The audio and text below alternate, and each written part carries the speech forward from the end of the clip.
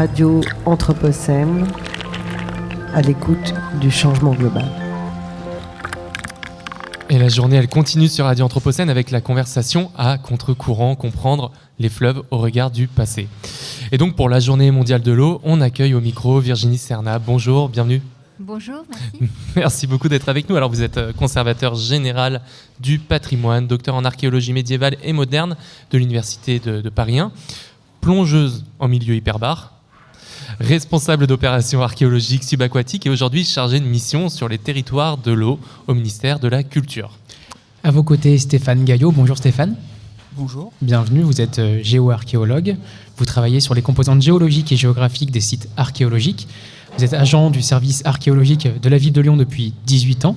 Votre territoire d'études, qui est la région lyonnaise, est fortement marqué par la thématique fluviale puisque la ville se situe à la confluence du Rhône et de la Saône. Et notre dernier invité pour cette table ronde est Frédéric Jars. Bonjour Frédéric. Bonjour. Bienvenue également, merci d'être avec nous. Alors vous êtes psychologue, mais si vous êtes avec nous aujourd'hui, c'est surtout parce que de 1999 à 2001, vous avez co-réalisé avec Jean-Marie Juvin une enquête sonore auprès de riverains et de chercheurs sur le cours moyen du Rhône, fournissant la matière de deux documentaires radiophoniques sur la mémoire du fleuve qu'ils ont produits pour France Culture en 2001. Et aujourd'hui, cette enquête, elle est archivée à la Bibliothèque municipale de la Part-Dieu, qui est notre partenaire d'ailleurs pour cette émission et qu'on remercie de nous avoir donné accès à ces archives et à ces documents.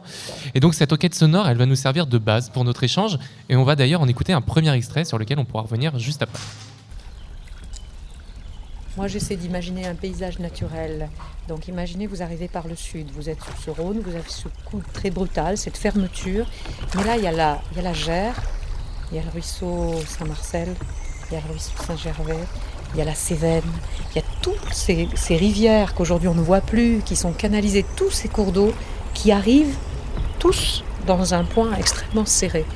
Alors, peut-être que c'est ça l'origine du mot Vienne, avec des sources aussi en complément, un endroit où l'eau arrive de tous côtés. Et il est vrai que quand on retrace les chevelus avant qu'ils ne soient canalisés, avant que ça ne soit fait, il y avait de l'eau qui arrivait partout à cet endroit-là. Et on voit bien que ce n'est pas le fleuve en tant que tel, je crois que c'était plutôt une conjonction d'eau. C'est un chevelu en fait, le Rhône c'est l'axe principal, mais il y a tout le chevelu qui est derrière. On a voulu entamer cette discussion avec cet extrait qui évoque le passage de multiples chevelus à un Rhône unique qui témoigne d'un fleuve mouvant au cours du temps. Alors aujourd'hui, on connaît tous le Rhône comme un fleuve canalisé avec des rives très délimitées, mais ça ne semble pas avoir toujours été le cas, loin de là. Et est-ce que vous pouvez un petit peu nous raconter ce que nos ancêtres pouvaient observer, que ce soit à Lyon, à Vienne, il y a 200 ans ou 2000 ans ? S'il vous plaît, pardon, Stéphane Gaillot. Oui, alors effectivement, ça c'est une des choses auxquelles les géoarchéologues et les géomorphologues spécialistes en dynamique fluviale savent très bien, c'est que l'aspect des cours d'eau change dans le temps, géographiquement aussi, effectivement, enfin, qu'on soit à la source d'un cours d'eau ou à l'aval, à son extrémité, on n'est pas dans les mêmes paysages. Mais on sait aussi que les cours d'eau ont changé d'aspect au cours du temps. Et c'est notamment vrai pour le Rhône, qui est un fleuve très très puissant. Alors, ce qu'on connaît bien, c'est les périodes relativement proches, notamment parce qu'elles sont documentées par des documents historiques, des cartes, des choses comme ça.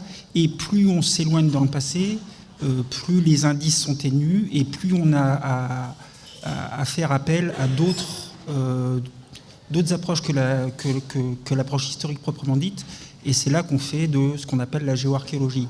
Ce qu'on sait du Rhône, par exemple au petit âge glaciaire, avant les gros aménagements qui datent, alors on peut peut-être chipoter, mais avant la période des gros aménagements, ça débute au XVIIIe siècle, hein, c'est la canalisation, la rectification des chenaux, les barrages, ça prend vraiment de l'importance à partir de cette période et de la révolution industrielle, ce qui ne veut pas dire qu'avant on n'avait aucun impact sur les cours d'eau, mais ce qu'on sait pour la période qu'on appelle le petit âge glaciaire et pour le Rhône, le petit âge glaciaire c'est environ 1250 jusqu'à 1880-1900, c'est que le Rhône était un fleuve très très puissant,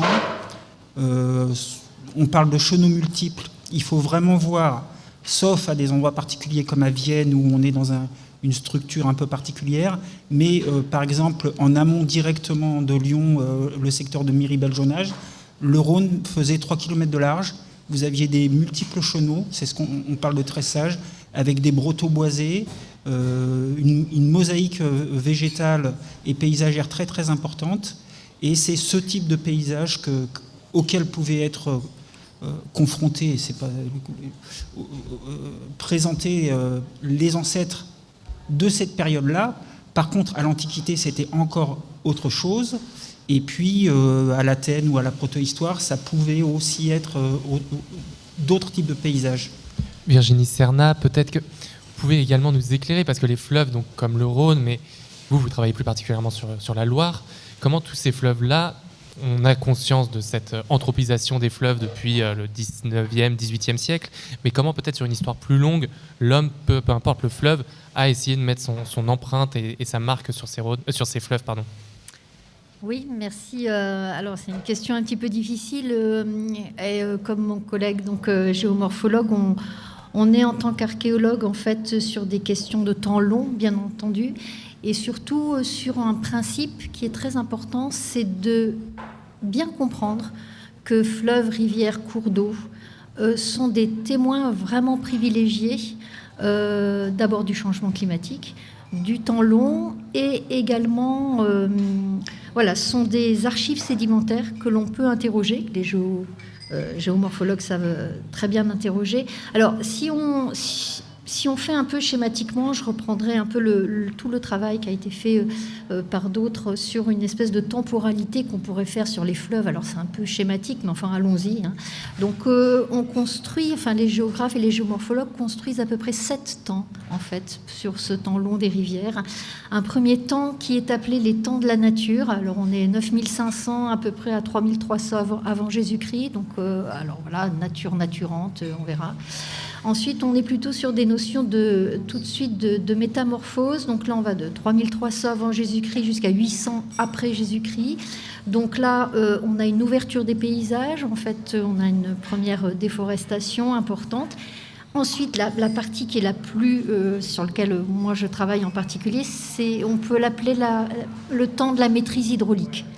Ça se voit sur tous les fleuves européens. Donc là, on est entre 800 et 1800 après Jésus-Christ. Donc vraiment... La rivière se fait, j'aime bien ce terme-là, se fait rivière-machine, en fait. C'est une rivière de travail. Allez, on y va, il faut que ça bosse. Et ensuite, on a, pas pour tout, c'est sans doute pas pour le Rhône, mais enfin pour d'autres fleuves, ce qu'on appelle le temps de la déprise. Donc là, c'est la fin des moulins. Et là, on a tout de suite des friches hydrauliques qui commencent à se mettre en place. Et je dirais qu'on a une toute petite date, mais qui est très importante, qui est la date de 1992, qui est la date en fait de la loi sur l'eau, qui d'un seul coup va faire rentrer l'eau dans un monde politique extrêmement intéressant. Et aujourd'hui, il me semble qu'on est aussi dans de nouvelles rivières, puisque avec donc de nouvelles aspirations, où on demande à la rivière des services et on lui propose aussi cette aspiration vers la personnalité juridique. On verra ça. De votre côté, Frédéric Jars, vous, c'est une histoire plus proche, plus récente, plus sociale également du Rhône que vous avez voulu raconter. Est-ce que vous pouvez nous expliquer un petit peu l'histoire de votre enquête et pourquoi vous avez voulu la mener ?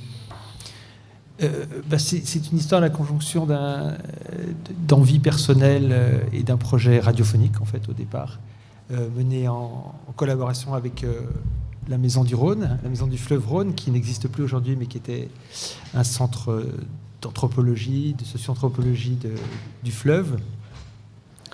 Et l'idée, c'était de faire cette enquête ethnographique sonore et d'en tirer ensuite la matière d'une émission dans un format qui, à l'époque, était déjà historique et encore historique, qui était la case de l'atelier création radiophonique de France Culture, qui permettait des formats très longs. Donc on a produit un documentaire de plus de 3 heures, 2 fois 1h30, à partir d'une matière de plus de 20 heures. Donc l'idée, c'était...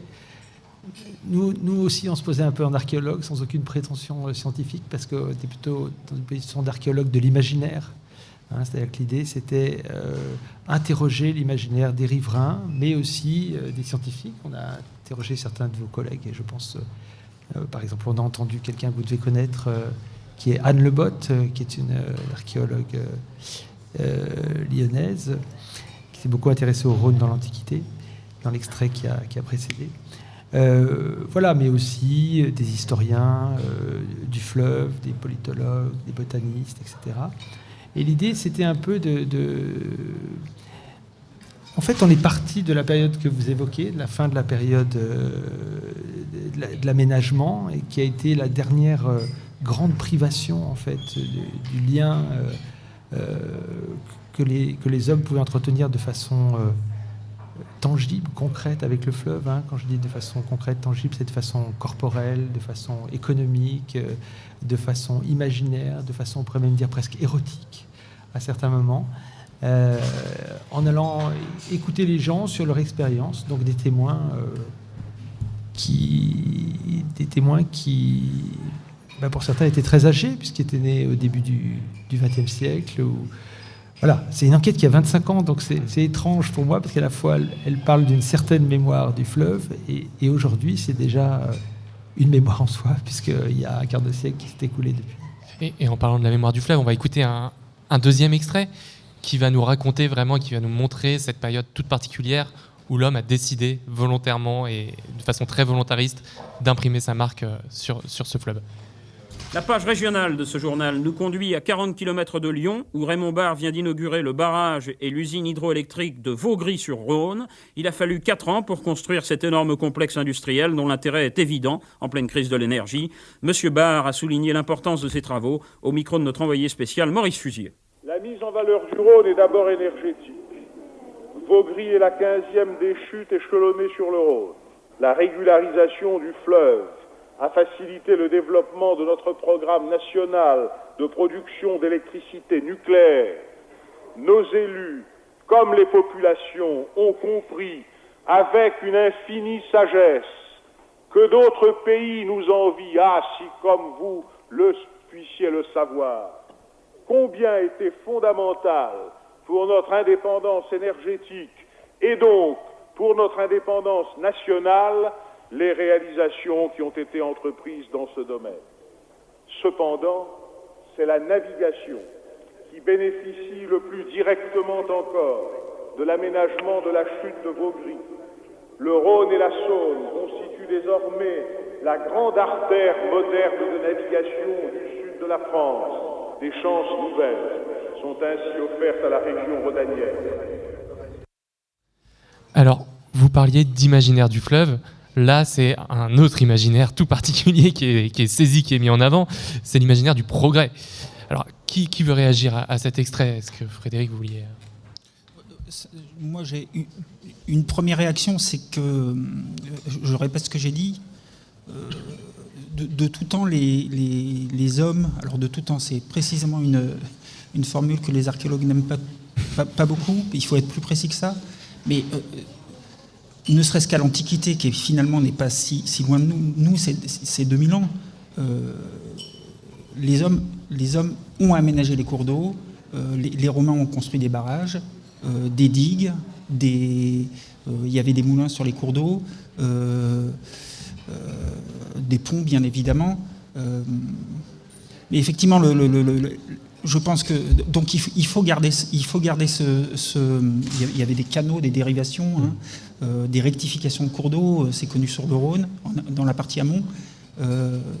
Il faut garder ça à l'esprit et équilibrer ça avec le fait qu'effectivement c'est à la révolution industrielle où les choses sont passées dans un autre ordre de grandeur et qu'on a véritablement, à mon avis, transformé complètement l'aspect des cours d'eau et passé de cours d'eau qu'on peut maintenant dire avec un aspect naturel à quelque chose de très très très artificialisé, si ce n'est qu'il y a quand même une composante naturelle dans le cours d'eau, c'est quand même l'eau, les petits poissons, les petits papillons, la végétation aux alentours.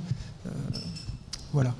Et moi j'ai une interrogation tout de même. Est-ce qu'il n'y aurait pas, à un moment donné dans l'histoire, un moment où les fleuves n'ont pas été investis par les hommes? Est-ce que ça a pu arriver, sachant que le Rhône était un fleuve perçu comme dangereux? Est-ce que ça a pu arriver pour la Loire, par exemple, qui est toujours perçue comme étant plus sauvage? Bon, alors on va arrêter tout de suite avec ce terme de sauvage. Donc la Loire n'est pas sauvage, il n'y a pas plus anthropisé en fait comme fleuve. Il faut parler donc d'une dynamique qui est peut-être un peu plus sauvage que dans les autres cours d'eau, ou une dynamique naturelle, mais la Loire n'est pas sauvage. Alors le slogan a plu, le slogan marche encore, allons-y. Voilà, mais gardons en tête que lorsqu'on le dit, on ment un peu. Par rapport à votre question, alors c'est intéressant le terme que vous employez, vous dites investir. Alors effectivement, l'homme investit les rivières, alors il les investit aussi de façon très joyeuse aussi. On s'y lave, on s'y baigne, on l'utilise, on y rentre dedans, on y navigue. Donc l'homme n'est pas toujours qu'un prédateur atroce. Hein. Donc voilà, il y a quand même eu aussi pendant longtemps des communautés qui ont su être riveraines de façon paisible, de façon courageuse, de façon prudente aussi, c'est-à-dire en éloignant en fait leur habitat ou en les posant sur des tertres ou sur des montiles comme ça s'est fait sur la Loire. Mais même si pour l'instant, il est vrai, en archéologie, nous n'avons aucun signe, aucune trace, aucun artefact au point de vue des bateaux, hein, je parle, qui nous raconterait un peu la navigation antique sur la Loire. On sait qu'elle s'est mise en place, c'est évident, sans doute sans aucun problème dès la protohistoire, voire même peut-être au néolithique, à voir. Voilà, donc cet investissement, ça n'est pas qu'un investissement économique, c'est aussi un investissement de vie. Comment, c'est ça, moi, qui m'intéresse, c'est comment les communautés, en fait, se font riveraines et quelles sont leurs façons de vivre la riverainneté, en fait, à chaque période. C'est ça, enfin, moi, c'est ça qui m'intéresse. De votre côté, Frédéric Jars, comment est-ce que vous avez vu dans votre enquête, auprès des entretiens que vous avez menés, la perception de ces personnes-là qui ont vécu le fleuve sur une longue période, cet imaginaire du progrès s'imposer au fleuve et à leur mode de vie à eux, comment est-ce que ça, vous l'avez perçu? Si on se place au point d'arrivée, c'est-à-dire au moment où on a fait l'enquête, le constat c'est celui d'une profonde nostalgie, je dirais presque d'une mélancolie riveraine, hein, on pourrait dire. Là je parle des habitants, des riverains et des praticiens du fleuve, hein, que ce soit, comme vous le dites, Madame Serna, les gens qui se baignent, mais aussi les pêcheurs, ceux qui joutent sur le fleuve, les mariniers, bon, bref, un peu tout le monde. Oui, il y a une profonde fracture, parce que je suis d'accord avec ce qui a été dit sur le fait que l'anthropisation des fleuves, c'est pas une invention récente. Si on lit dans notre enquête, on fait une large part au propos de Jacques Rossiot, qui est un historien vraiment très, très important, hein, des fleuves et du fleuve Rhône en particulier, qui a écrit un livre magnifique qui s'appelle Le Rhône au Moyen-Âge. On voit bien en lisant ce livre, alors on parle d'un Rhône là qui était post-antiquité, hein, au Moyen-Âge, donc beaucoup d'aménagements, notamment la région de Vienne, qui était notre terrain d'enquête, avait été très investi par l'Empire romain. Hein. Il y avait les plus grands entrepôts après ce Drôme, les plus gros entrepôts fluviaux de l'Empire romain à Vienne. Il y avait tout un système d'aménagement, des ports, etc. Et en fait, tout ça décline évidemment au Moyen-Âge. Mais quand on lit le livre de Jacques Rossiot, on se rend compte qu'il y avait une activité monumentale. Simplement, voilà, des moulins, des oserets, la pêche...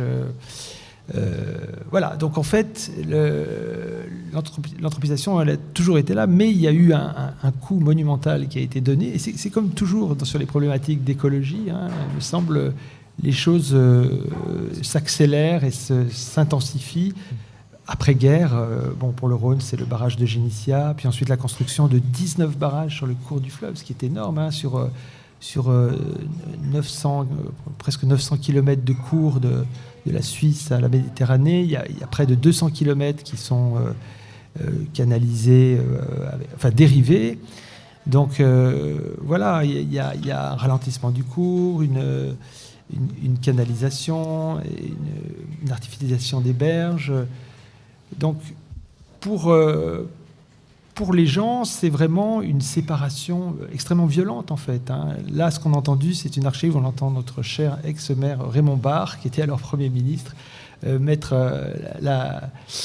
jeter la bouteille de l'inauguration sur la retenue de Vaugry, et c'était le coup final à Vienne, c'est-à-dire que dans la région de Vienne, les gens sont totalement séparés du fleuve. À Lyon, on est mieux lotis. Et à ce titre, je vous donne la parole, Stéphane Gaillon. On a vu fleurir depuis 70 ans de nombreuses entreprises sur les bords du fleuve Rhône, à l'instar de Rhône-Poulenc, qui est notamment cité dans votre documentaire.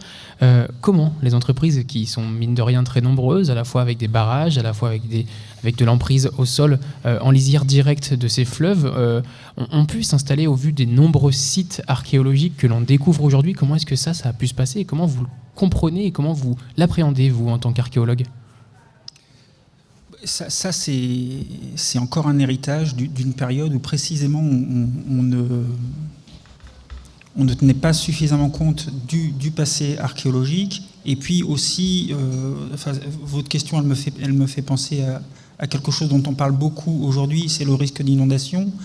Les gens qui font de l'archéologie ou de l'histoire, et les riverains que vous avez pu interroger, ont cette grille de lecture de savoir où était la côte, ou jusqu'où a débordé la dernière grosse crue, enfin pas ce qu'on appelle la crue de référence. Et ça, c'est quelque chose qui a été oublié par les aménageurs pendant des dizaines d'années, et on subit cet héritage maintenant. Et effectivement,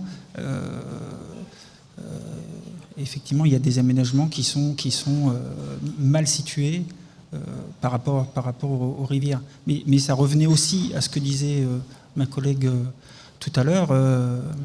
C'est que le cours d'eau, c'est avant tout une ressource. Alors, il peut présenter des risques, mais c'est la ressource en eau, en fait, et sans eau, l'homme ne peut pas vivre. Donc on se met à proximité. Quand on était peut-être plus sage que maintenant, on se mettait pas trop près. Mais bon, les archéologues savent très bien quand même que de temps en temps, on a beau être loin, on se prend quand même une crue sur le nez. Et puis je pense que voilà, le XXe siècle, il y a eu peut-être un sentiment de toute puissance. Alors je ne suis pas sociologue, donc je ne veux pas m'accaparer des thèmes que je ne maîtriserai pas. Mais voilà, il y a eu probablement ce sentiment de on contrôle tout, on maîtrise tout, on artificialise tout, et puis du coup on peut s'approcher. On abusait aussi beaucoup de cours d'eau. Là on parle du Rhône et peut-être un peu de la Saône. On pourrait aussi parler de tous les petits cours d'eau, la thématique c'est quand même l'eau, de tous les petits cours d'eau qui ont été busés et qui ont disparu du paysage. Il y en a à Lyon, il y en a à Vèze, il y a la Rise, mais moi je connais bien ce secteur, je suis persuadé qu'il y en a d'autres ailleurs. Alors tout à l'heure, Frédéric Jarre, vous évoquiez la nostalgie des habitants du bord du fleuve. On va écouter un extrait qui va revenir sur cette thématique-là. Oui, alors, vous voyez, par exemple, si j'avais à vous lire celui-là, ça répète le grand fleuve. Le fleuve était blessé, mais restait indomptable. L'homme, dans ses barrages, l'avait emprisonné. La nature maintenant désignait le coupable. À servir d'esclave, l'homme l'avait condamné. Mais comme le fouet cinglant vient armer le bourreau, à l'homme, dans sa veine, vint ouvrir la blessure, le grand fleuve royal déchira ses barreaux, à son tyran soumis, présenta sa facture. J'écris tellement mal, je ne peux pas m'en dire. Oui, c'est pas pour ça que je vous dis ça. Vous voyez, pour refléter un peu ce qu'était le fleuve, et lui, il me partagera. Attendez, je l'ai derrière. Oui, voilà mon comme je veux. Alors, on a ce fleuve dans le sang, quoi. Moi, tous les matins, tout de suite, mon premier regard, c'est le Rhône. Je dis à ma femme, tiens, il a monté un peu, ou alors c'est là. Et pour un profane, pour maintenant des gens jeunes, ils font pas attention, ils coulent de l'eau, on dirait un lac. Mais nous, on est meurtris de voir l'aspect du fleuve actuel. Il n'y a plus rien à voir avec ce qu'on a connu. Mais on voudrait revoir un peu un fleuve libre, un Rhône libre. Là, on l'entend, cette nostalgie. On entend autre chose, on entend un accent, on entend une culture, on entend un mode de vie. Comment vous, dans ce que vous avez vu, vous avez senti ces habitants qui ont des modes de vie qui ont été modelés par le fleuve, justement? Alors, on a fait des entretiens assez extensifs, en fait. La parole était assez libre. Donc, moi, je suis psychologue, donc je suis un peu habitué à laisser les gens parler sur le mode de l'association libre. Et c'est ce qu'on a privilégié dans cette enquête. Donc, on s'écartait. Vous voyez, là, cet homme qui est un riverain de la rive droite de Vienne, à Sainte-Colombe, lui est passé pour commencer par la lecture d'un poème qu'il avait écrit, en toute simplicité. Mais ça peut être parfois des implications, je disais tout à l'heure, presque érotiques. Enfin, il y a des gens dans l'enquête qui nous racontent qu'ils sont tous les jours sur le fleuve, alors que c'est pas leur métier, mais en barque, en bateau, qui vont tous les matins vider leur barque, rattacher leur barque, ou qui vont à la pêche, ou qui... Voilà. C'est vrai qu'on a pris vraiment les gens dans leur terroir, et donc avec leur accent, vous l'avez dit, avec leurs habitudes, il y a 25 ans, je trouve, il y avait... C'est toujours un peu ça, une enquête dite anthropologique ou ethnographique. Moi, je ne suis pas du tout ethnographe ni anthropologue, mais c'est un peu cette démarche. Les gens, ils n'ont pas d'arrière-pensée sur ce qu'ils disent, ils n'ont pas de représentation de cette perte, ils la vivent et ils l'incarnent dans leurs mots. Alors on l'entend dans leurs accents, on l'entend dans leurs expressions. Quand on écoute les entretiens au long cours, on se rend compte qu'il existe tout un vocabulaire, tout un patois, tout un dialecte autour du fleuve. Et puis on l'entend aussi dans l'environnement sonore. Alors l'extrait qu'on a entendu, c'est un extrait déjà monté avec un travail sonore pour l'émission. Mais en faisant les prises de son, on était constamment, et ça on l'a laissé volontairement, on aurait pu faire les entretiens en studio, mais on était constamment parasité par ce qu'on entend autour, c'est-à-dire le bruit de l'autoroute, le bruit des trains qui passent, le bruit des grosses barges qui passent sur le fleuve. Enfin, il y a toujours une espèce de pollution sonore intrinsèque qui est liée au fleuve anthropisé. Ne parlons pas des chutes, quand on est près des barrages, des turbines, etc.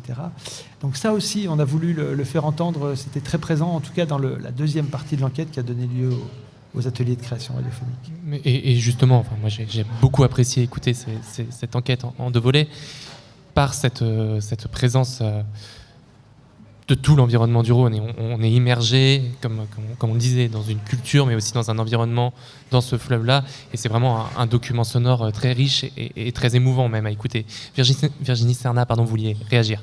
Oui, j'ai beaucoup aimé ce phrasé qui revient aussi chez tous les gens qui sont proches de la rivière, c'est « Ah, moi je me lève, je vais à la rivière ouais. ». Ça, c'est vraiment quelque chose qu'on entend aussi sur la Loire, sur l'ensemble. Et là, on est en train, alors peut-être avec 25 ans de retard par rapport à votre travail, mais c'est intéressant, puis chaque fleuve et chaque communauté avance à son rythme sur les bassins versants. Mais sur la Loire, on est en train donc de monter un projet qui est un projet sur le patrimoine culturel immatériel.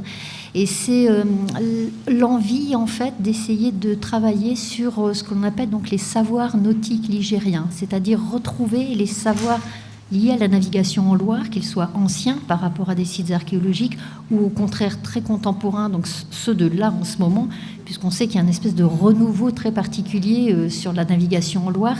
Et donc on fait la même démarche. Alors, armés cette fois-ci, nous, avec vraiment des ethnologues qui vont avec des thématiques particulières, et on fait ces mêmes capsules sonores, mais on a décidé de travailler vraiment sur des séquences de gestes qui sont liés à la navigation. Donc on interroge un petit peu moins en fait les riverains, on interroge vraiment presque les navigateurs, appelons-les comme ça, bateliers, et puis on les interroge donc au niveau du son que produisent en fait leurs gestes, de séquences de navigation, mais également au niveau donc des croquis vont être faits vraiment sur les attitudes, sur les postures. Voilà, on va essayer d'engranger tout ça pour que ça ne se perde pas et pour réfléchir à justement la vulnérabilité et la fragilité de ce savoir nautique ligérien. Stéphane Caillot, vous vouliez peut-être réagir sur les cultures propres au fleuve? Non, j'ai pas de réaction spéciale. Effectivement, si. Je confirme, je répète aussi que ne serait-ce qu'en regardant des tableaux, à Lyon, il y a deux beaux tableaux qui datent du XVIIIe siècle. Alors, j'ai plus le peintre en tête, mais qui sont deux panoramas, un du Rhône et un de la Saône en pleine ville. Et ce qu'on voit, c'est effectivement l'extrême densité des activités liées au fleuve et à la rivière, puisque la Saône est une rivière. Alors, comme c'est des tableaux, il y a probablement un petit peu de mise en scène, mais on voit les moulins, on voit l'extraction, on voit les lavandières, enfin, on voit la diversité. Et effectivement, je reprends votre terme que j'ai bien apprécié tout à l'heure de tangible. On perçoit complètement que le rapport au cours d'eau était vraiment beaucoup plus concret et beaucoup plus tangible qu'actuellement, sachant qu'actuellement, on est quand même en train d'y revenir. Je dirais qu'il y a 30 ou 40 ans, c'était non pas la catastrophe, parce qu'il y avait quand même des bateaux et on pouvait pêcher à la ligne dans les cours d'eau, mais on a eu un point de basculement et il y a beaucoup d'efforts dans ce sens-là, mais à Lyon, on peut pêcher dans les cours d'eau. Alors, il ne faut pas consommer les poissons parce qu'ils sont pollués, mais on voit des gens qui font du paddle, on voit des gens qui se baignent, même si c'est interdit. Et je ne vais pas dire qu'ils ont bien raison, mais voilà. L'eau est suffisamment bonne qualité à Lyon pour pouvoir s'y baigner. On peut prendre le risque. En plein été, allez vous balader quai de Saône. Il y a des gamins qui plongent dans la Saône pour se rafraîchir. Je pense qu'il faut pas trop boire la tasse et prendre une bonne douche derrière, parce qu'on voit aussi pas mal de choses qui flottent, là, des bouteilles, des choses comme ça. Le Rhône, il court un peu plus, donc on peut s'y baigner dans le Rhône. Je suis pas sûr que ce soit autorisé. Je suis pas sûr non plus. Mais en tout cas, c'est pratiqué. On va écouter un nouvel extrait qui va également nous plonger dans la vie des habitants du Rhône. Sur la rive gauche, il y avait des gens qui se baignaient en face de l'île Barlet, il y avait des plages de gravier, mais c'était plein de monde qui se baignait tout le temps. Bon. Rive droite. Ça, c'était un truc fabuleux aussi. On traversait, parce qu'il y avait quand même pas mal de filles qui se baignaient sur la plage en face, mais il fallait monter à Loire pour arriver en face à la nage, charrié par le courant, il fallait monter au moins 1,5 km ou 2 km plus haut. Et si on voulait arriver là-bas, sinon on manquait la plage, on arrivait trop bas.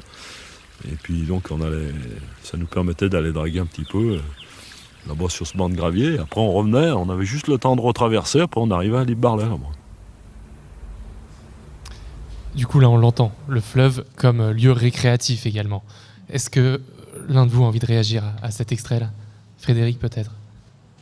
Oui, oui, c'est un très bon lien avec ce qu'on disait juste avant. Sauf qu'à l'époque, effectivement, je pense que le Rhône commençait à être pollué, mais c'était une pollution essentiellement organique. Il y avait déjà sûrement Rhône-Poulain, que c'est pas tout à fait récent, mais il y avait sûrement un peu de pollution industrielle. Et on était chimique, je veux dire, hein, mais on n'était pas en mesure forcément on n'avait pas accès aux analyses publiquement. Mais c'est sûr que voilà, les générations, là, on entend Henri Montabonnet, qui est aujourd'hui un vieux vigneron, mais qui a été maraîcher au bord du Rhône, qui est un praticien qui a écrit plusieurs livres sur le fleuve, qui est un personnage vraiment extraordinaire. Hein. C'est vraiment le personnage clé de ces entretiens. Et merci de le faire entendre. Voilà, il a passé sa vie dans l'eau, donc il est encore en très bonne santé. Il passe sa vie dans le vin aujourd'hui, mais c'est sûr qu'aujourd'hui, il ne faut pas se baigner dans le Rhône et boire trop la tasse. Puis c'est déconseillé de se baigner dans les 10 jours qui suivent un gros orage, quoi, parce que tout est lessivé, les égouts, etc. Donc moi, ça m'arrive de me baigner dans le Rhône, mais on fait une traversée assez rapide, quoi. Et oui, voilà, en fait, là, c'était la vie quotidienne, en fait. Je pense que ce qu'Henri évoque là, c'est vraiment la vie quotidienne. Et on voit un peu la dimension érotique, là. On traverse pour aller voir les filles de l'autre côté. Et il n'y a pas de piscine, on se baigne dans le Rhône. Et là, il évoque les années 50, 60. Donc, il y a encore très peu de temps, il y avait un lien très organique, très, très somatique au fleuve, en fait, qui qui se retrouvent un peu aujourd'hui. Mais je dirais, on en est encore loin. J'ai vu il y a quelques mois dans une exposition en arrière, au musée des Confluences, des citoyens suisses se baigner dans je ne sais plus quel cours d'eau en pleine ville. C'était assez impressionnant, ça faisait très envie. Je pense qu'on en est encore loin ici, mais peut-être qu'un jour ça reviendra. Dans la Loire, on doit pouvoir plus facilement se baigner. Voilà, je vais donner donc mon témoignage. Moi, je suis quelqu'un qui se baigne. Alors, le terme est en fait, on navigue en fait. C'est ça qui nous permet de rentrer en Loire. Donc, on le fait ça donc tous les dimanches matins en fait, de 9h. À partir de 9h, on se donne rendez-vous sous un pont. On part donc, on est une petite dizaine, et puis ça se fait beaucoup en club en fait, pour être un petit peu tous ensemble. Effectivement, alors on ne se baigne pas tout à fait. En fait, on est allongé et on palme. Donc, on est sur un insubmersible et on palme, ce qui fait qu'effectivement, on ne se baigne pas, on navigue en fait. On a un petit engin qui est un insubmersible et qui nous permet donc de contourner la législation, si je puis dire. La navigation, elle se fait sur la Loire quand même aux risques et périls des usagers. On est quand même sur une Loire qui est déclassée. Alors cette baignade en Loire, elle est quand même, et je pense dans tous les fleuves, elle est réclamée, elle est demandée, elle est convoquée. Il va falloir quand même qu'on réfléchisse bien là-dessus, parce qu'avec le changement climatique, tout le monde a envie d'aller se mettre à l'eau. Alors il n'y a pas d'obligation de rentrer complètement le corps dans l'eau. Il suffit quand même, tout simplement, je le fais souvent avec des enfants, mettre les mains dans l'eau, ça suffit déjà. Et déjà, cette accessibilité en fait du fleuve qu'on a beaucoup perdu en ville, il faut qu'on la retrouve absolument. Il faut qu'on ait le droit à nouveau de mettre les mains dans l'eau très facilement quand on en a envie en ville, que ce soit à Lyon, que ce soit ailleurs. Il faut arrêter avec ces berges dures, minéralisées, ces quais qui font peur, ces anneaux, ces échelles métalliques, et qu'on retrouve un peu une douceur des grèves, une douceur de ce qu'on appelait les chantiers. Et le vocabulaire qu'emploie donc la personne qui est interrogée est intéressant. Il a tout un vocabulaire en fait de navigation. Il dit attention, je vais passer à contre-courant. Là, il y a des graviers. Il faut que je remonte. Il a en fait tout le vocabulaire du poisson. Et voilà, donc c'est ça qui est génial avec le fleuve, c'est que ça nous rend poisson très vite, quoi. Donc il faut y aller. Stéphane Gaillot voulait également réagir. Il me venait à l'esprit que cet été, on a les JO à Paris et qu'il est prévu qu'une des épreuves, c'est le triathlon. Triathlon, ouais. Se fasse dans la Seine, donc complètement dépolluée. Que à ma connaissance, c'est pas encore complètement maîtrisé, mais là encore, c'est pas ma spécialité, mais on parlait tout à l'heure des orages, et le gros problème dans ce cas-là, alors on fait un raccourci en disant le problème c'est les orages. Non, le problème c'est la pollution anthropique qui va être lessivée par les orages. Donc le problème c'est pas l'orage, mais je pense qu'il y a encore une préoccupation, et je souhaite vraiment que ça se résolve et que cette épreuve puisse avoir lieu dans la Seine, parce que ce serait une super belle image. Mais voilà, en tout cas, quand dans les gros centres industriels, alors peut-être moins en Suisse, parce que précisément il y a une culture dans ce pays, il y a une culture du respect de la nature, on va dire, qui est plus avancée qu'en France en tout cas. Mais voilà, il faut faire gaffe en ce moment. Tout à l'heure, on parlait d'un terme qui était draguer. Draguer, c'est aussi ramasser le fond du fleuve, le lit du fleuve, ramasser les gravats, les graviers. C'est aussi voir le fleuve comme une ressource, et comme un lieu ressource. Est-ce que, Frédéric Jarre, je vois que vous avancez vers le micro, est-ce que vous pouvez réagir à ce terme-là aussi, les fameuses dragueuses du Rhône? Oui, c'est marrant que vous disiez ça, parce qu'en fait, pour moi, il y a toujours un point de départ à un projet, je sais pas, artistique ou créatif. Et pour moi, c'était l'image des dragueuses qui étaient amarrées entre Vienne et Lyon lorsqu'on était enfant, parfois à Vienne. Des dragueuses qui ramassaient le gravier à des fins uniquement industrielles, mais qui étaient amarrées pendant des mois dans le chenal, et qui, la nuit, étaient éclairées, faiblement, comme on pouvait avant éclairer les espaces industriels, pas comme aujourd'hui avec des gros projecteurs blancs, mais un peu faiblement comme ça. Et à l'époque, témoin aussi des changements et climatique et anthropique sur le fleuve, il y avait énormément de brouillard. Je dirais que jusqu'aux années 80, la région de Lyon et le fleuve étaient un lieu recouvert par le brouillard un très grand nombre de jours et de nuits dans l'année. Et cette image des barges comme ça, immergées dans une nuée d'obscurité et de brouillard avec quelques lumières faibles sur le fleuve, c'était quelque chose qui m'avait lancé voilà. Au départ, c'était un projet de film, puis c'est devenu un projet de radio, celui que vous avez entendu.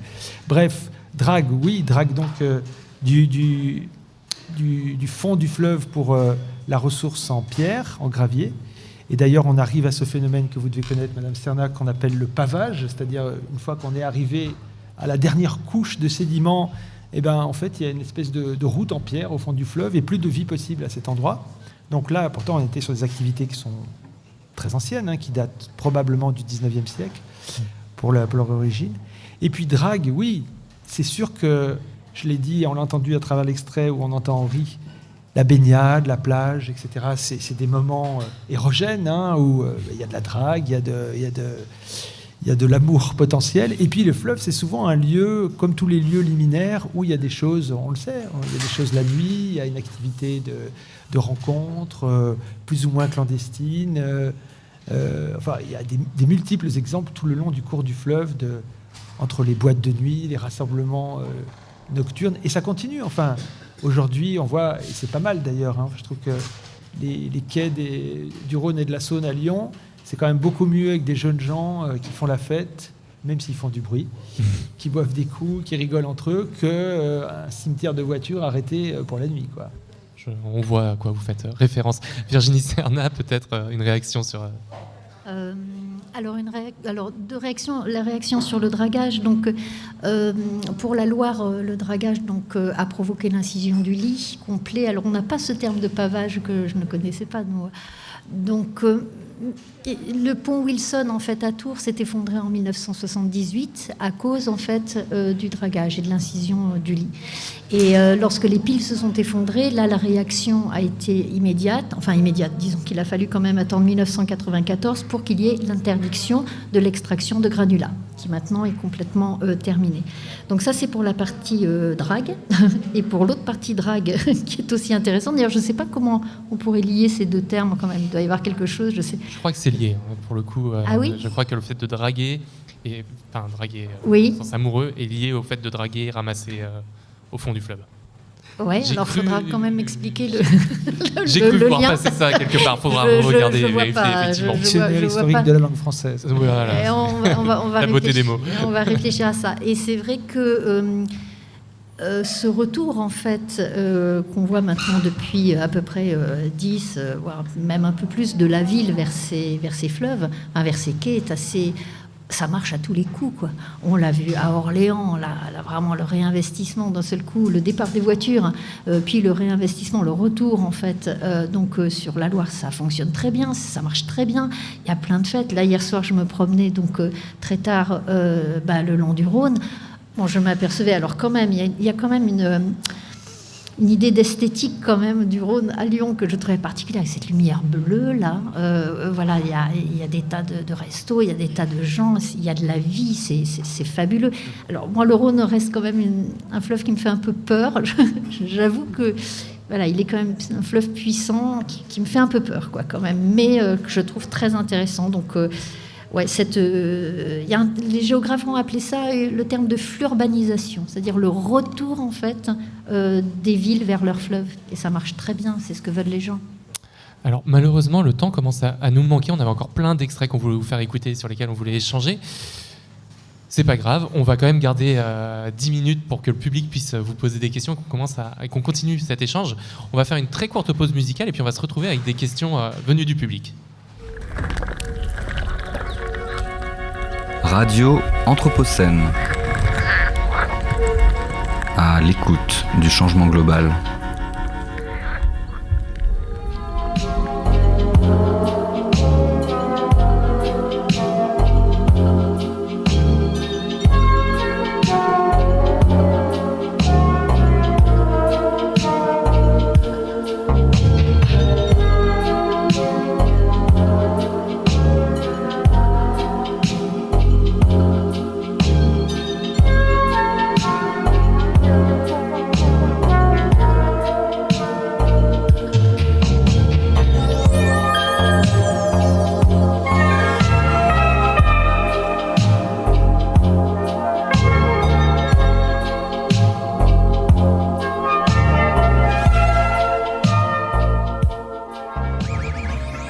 On va passer du coup aux questions du public qui vont être adressées à nos invités du jour, Stéphane Gaillot, Frédéric Jars et Virginie Serna. Donc on va passer à la première question. Bonjour, ça serait pour savoir, est-ce qu'il y a des fouilles archéologiques sous-marines aujourd'hui sur le Rhône et la Saône à Lyon? Stéphane Gaillot, je crois que c'est pour vous, c'est adressé à vous. Oui, bonjour. Alors aujourd'hui même, non. À ma connaissance, non. Et je pense que si on avait... je serais au courant. Il y a quelques années, il y a eu une prospection subaquatique par les gens d'une association auquel on fait assez souvent appel pour prospecter des tronçons de cours d'eau. Donc je sais qu'il y a eu pas mal de choses qui ont été faites du côté de l'île Barbe. Alors, sachant que la Saône et le Rhône ont été très très artificialisés, mais il y a quand même eu quelques découvertes. Et il y a des projets, je sais, en amont de Lyon, du côté de Miribel, Jonage, pour les années à venir, même probablement plus tôt que ça. Voilà. Sachant que c'est des services dédiés avec des agréments spécifiques et que typiquement au service archéo de la ville de Lyon, on n'a pas les agréments. L'archéo est super organisé, c'est un vrai métier. Et voilà, on ne s'improvise pas prospecteur subaquatique. On va passer à une deuxième question du public, à moins que Virginie Serna voulait réagir. Non, on va passer à une deuxième question du public dans ce cas. Bonjour. Oui, ça marche. Une question par rapport à un diagnostic territorial qui avait été mené en lien avec des Kogis sur le Rhône. Et parce que vous parliez d'imaginaire au début, et d'imaginaires différents, nouveaux, avec le fleuve par exemple, qui pouvait avoir une vie propre. Est-ce que vous pouvez en parler? Je n'ai pas d'informations dessus. Alors, je vois que c'est une question piège dont personne n'arrive à se saisir sur l'imaginaire propre au fleuve Rhône, c'est ça? En fait, la question de la création d'un imaginaire alternatif pour le Rhône. Et justement, il y avait le fait de faire venir des peuples premiers d'Amérique du Sud qui avaient travaillé sur le fleuve en lien avec des chercheurs et des chercheuses françaises pour construire un imaginaire nouveau. Les Kogis, vous avez parlé des Kogis, c'est ça? Les Indiens Kogis. D'accord, ok. Alors moi, je ne suis pas au courant d'un tel projet, mais je ne sais pas s'il faut aller chercher si loin l'imaginaire. En fait, il y a un imaginaire chez tout le monde, hein, comme le dit d'ailleurs quelqu'un dans les émissions qu'on avait réalisées, un politologue, Philippe Dujardin. Il y a un imaginaire chez tout le monde, y compris chez l'aménageur, chez le pire des aménageurs. Quand on peut regarder avec profit sur le site de l'INA un film qui s'appelle L'Or du Rhône, qui date des années 50, et on voit la construction du barrage d'Anzère-Mondragon. Et en le regardant aujourd'hui, on a vraiment l'impression d'une scène de guerre, mais totale, quelque chose avec expropriation, destruction des maisons, enfin un chantier titanesque, inhumain en fait, avec 7000 hommes qui sont à l'assaut du fleuve, etc. Et en fait, le discours qui est déroulé, c'est que c'est quand même formidable, tout ça, c'est le progrès. Donc il y a un imaginaire des aménageurs, il y a un imaginaire de tout le monde. Moi, je pense qu'il faut qu'on retrouve le nôtre propre. Il a sûrement beaucoup plus à s'inspirer du passé. Enfin, notre projet en faisant cette émission, c'était certainement quelque chose d'un peu nostalgique, je l'ai dit, mais c'était aussi quelque chose de politique. C'était aussi de montrer que cette vie-là, elle a existé et qu'elle pourrait à nouveau exister, en dépit de tout le mal qui a été fait au fleuve et à l'environnement fluvial. Et justement, en parlant, moi, d'imaginaire, tout à l'heure, on parlait du brouillard. Vous parliez que le fleuve Rhône était un fleuve qui vous faisait peur. Il y a tout un imaginaire, toute une mythologie autour de ce fleuve-là également. On peut penser au Mache-Croûte à Lyon, à la Tarasque à Arles. Il y a une mythologie autour des fleuves. Est-ce que vous pouvez nous raconter peut-être un petit peu ces histoires-là autour du fleuve Rhône et peut-être après Virginie Serna sur des imaginaires et des mythologies autour d'autres fleuves comme ça? Je vais être très rapide parce que c'est infini, puis moi je ne suis pas du tout spécialiste. Mais oui, il y a un imaginaire qui puise beaucoup ses racines dans le monde médiéval. Et puis qui se poursuit ensuite, tout ce qu'il y a eu autour de Frédéric Mistral, etc., qui n'est pas toujours forcément reluisant, mais donne une suite à tout ça. Après, c'est devenu un peu du folklore, mais moi, je suis intéressé d'entendre ce qui existe sur la Loire. À Alors, moi, je ne suis pas algérienne. C'est-à-dire, j'ai travaillé sur pas mal d'autres rivières avant, que ce soit la Somme, la Marne, la Canche. Les imaginaires, comme vous le dites, il y en a partout. Chacun... Par exemple, dans la Canche, c'était extraordinaire. La Canche, c'est tout un tout petit fleuve côtier. Donc là, on est dans le Nord-Pas-de-Calais. On travaillait sur une épave du XVe siècle. Et puis, tous les matins, on avait quelqu'un qui venait nous voir et puis qui venait me voir, en fait, qui regardait la rivière et qui me disait « Oh là, ben là, il y a du brun. » Et je ne comprenais pas du tout ce que ça voulait dire. Il y a du brun. Et alors, je répondais naïvement « Oui. » Et en fait, voilà, le brun, c'est un sédiment en suspension qui était là. Et il me le disait tous les matins, et à chaque campagne de fouille, il revenait avec ça. Donc, finalement, je me dis que le brun, pour lui, c'était autre chose que du sédiment. Ça devait être... Je sais pas, enfin, en tout cas, c'était quelqu'un avec qui il avait envie de parler. Donc... Voilà, sur la Loire, on n'est pas non plus il n'y a pas de récit mythologique, il n'y a pas de déesse, comme il y a pour la déesse Séquana pour la Seine, il n'y a pas ça sur la Loire. Donc finalement, délivré peut-être aussi de ça, chacun peut y apporter son imaginaire. Alors maintenant, il y a la notion de peuple de Loire qui est en train d'émerger, qui est très intéressant de voir... Voilà, mais je crois que c'est exactement ce que vous avez dit. Chacun son imaginaire et Dieu merci, Dieu merci. Eh bien, merci à tous les trois. Malheureusement, on va arriver au terme de notre émission, qui était passionnante. Virginie Serna, merci. Stéphane Gaillot, merci. Frédéric Jarre, merci. Merci à vous. Merci beaucoup. Virginie Serna, peut-être nous rappeler quand est-ce qu'on vous retrouve pendant le festival ? Eh bien, je crois que je parle avec d'autres donc ce soir à 20h, c'est ça, au musée Gadagne. Et là, on va avoir une, j'espère, très très jolie soirée. Alors, pardon, j'ai pas l'ensemble des noms de mes collègues, mais vous devez les avoir certainement.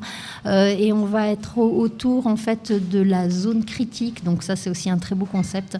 Et surtout des sons de l'eau de toutes les rivières.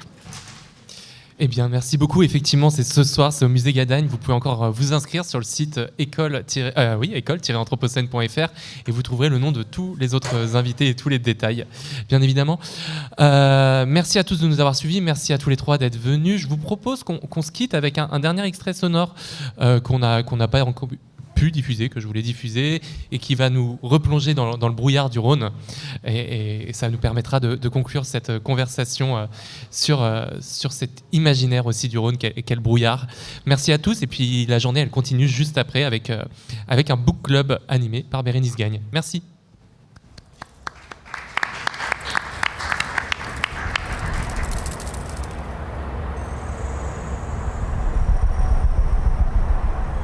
À une époque, je me souviens, je descendais le Rhône tous les jours, même voire 2 fois par jour. Et l'hiver, avant, il y avait du brouillard dans la vallée du Rhône, qu'on ne retrouve plus maintenant. Alors là, je ne connais pas les raisons pourquoi il y a moins de brouillard. Peut-être plus de vent. Là, Mais vraiment, avant, c'était du brouillard vraiment très très épais. On ne voyait pas d'une rive à l'autre. Et bon, une fois, j'embarquais rive droite, je longeais le bord. Je ne pouvais pas descendre au milieu parce que j'avais trop peur. Et arrivé à Loire, où il y a encore une ancienne laune aussi, là, il y avait une laune. Je voyais plus, j'avais plus de repères visuels. Alors j'étais un peu dans le brouillard et je me suis un peu perdu et je me suis retrouvé rive gauche du Rhône. Alors je dis, je vais descendre jusqu'à un pont et puis quand je trouverai le pont, je traverserai d'une pile à l'autre en levant la tête et là j'avais un repère visuel. Et c'est comme ça que j'ai fait, arrivé au pont de Vienne, j'ai retraversé rive droite. Alors après, je dis, bon, je ne voulais plus descendre par le bord. Je dis, tant pis, je descends au milieu, on verra bien comment ça va se passer. Et puis, partant de brouillard, je me suis dit que les péniches ne remontaient pas. Et au bout d'un moment, je descends et j'entends un grand coup de trompe. Et puis, une grosse masse noire qui apparaît juste devant moi à moins de 10 mètres. C'était pas une péniche, c'était une grosse barge qui remontait avec un pousseur. J'ai évité le bateau de justesse. Le capitaine connaissait très bien le Rhône, donc il remontait. Quand je suis passé à côté, il m'a insulté, il m'a crié après parce que... en voilà un autre.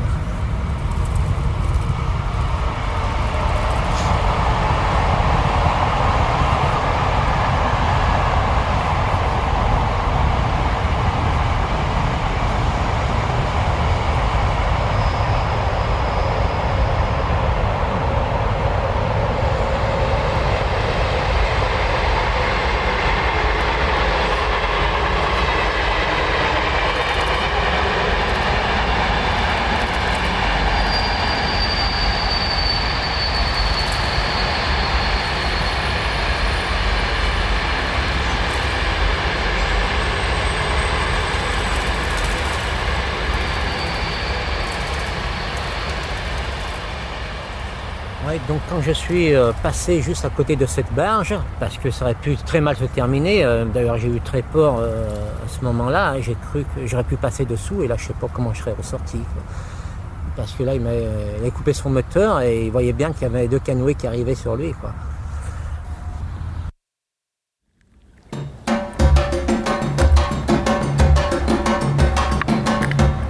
Radio Anthropocène, à l'écoute du changement global.